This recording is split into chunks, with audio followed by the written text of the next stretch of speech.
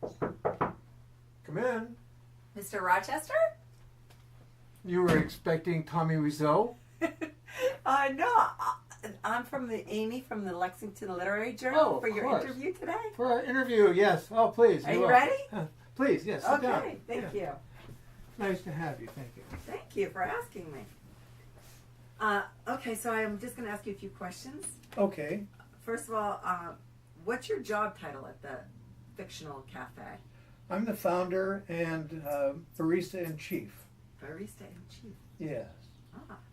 Okay. If the Fictional Cafe was a real cafe, what would you order?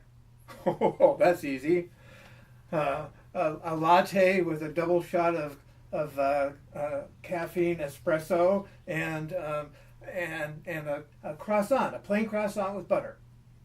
Oh, that sounds delicious. How did you get involved in the Fictional Cafe?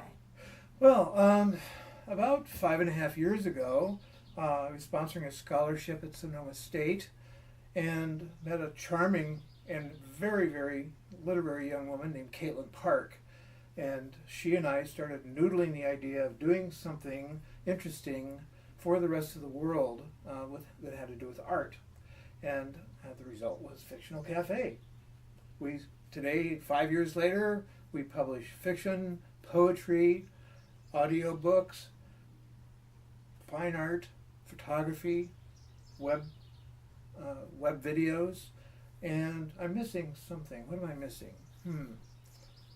I think poetry, fiction, fine art, audiobooks, photography, and video. Yes, that's it. That's all. Yeah, well, that's quite a lot. it is a lot. Yeah, very and it's growing. It's growing too. Yes, we have 500 subscribers in 39 countries around the world. Fascinating.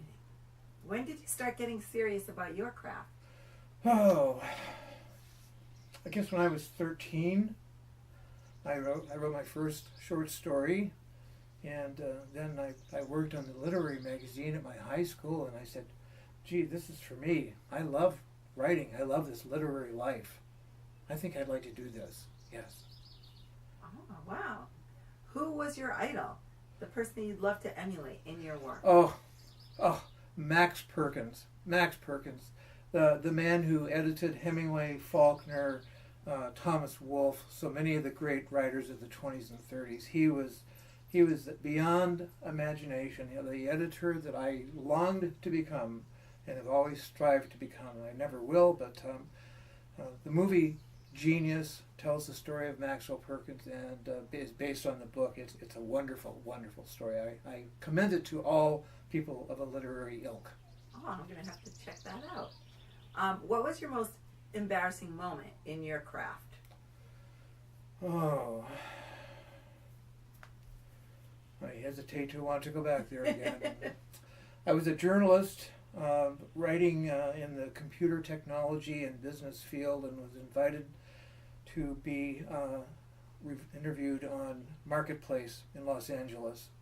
And so I arrived at the studios and was meeting with the host, and he made a slightly off-colored joke that I thought was pretty good. And so I retorted or rejoindered with a more off-color joke of my own, which embarrassed the hell out of me, and I couldn't go on. I had to leave. It was terrible. Oh, well, everyone has to make mistakes sometimes. Yeah, well, I'm just glad that I only made one in my whole life. Yeah, that's not so bad. What is one dream you want to accomplish in this lifetime? To help promote the cause of peace. That's a good dream. I think we're all in on that one. What is the biggest motivation to keep you following your creative passion? Well, helping others. Fictional Cafe is a way to do that. I love sharing, mentoring, working with other young writers to help them develop their craft. It's really that simple. Yes. If you were a dessert, what dessert would you be? Oh, carrot cake. Okay, that sounds good too. What advice would you give to others in your field? Any do's or don'ts? Well, write every day, create every day. If you're not a writer, if you're a painter or a photographer, be involved in your craft every day, and accept that you're going to need to revise and that you will be able to improve upon things, that nothing is ever carved in stone the first time we do it. It only gets better with every revision, or every reworking, with every refocusing of the ideas that you have in your mind.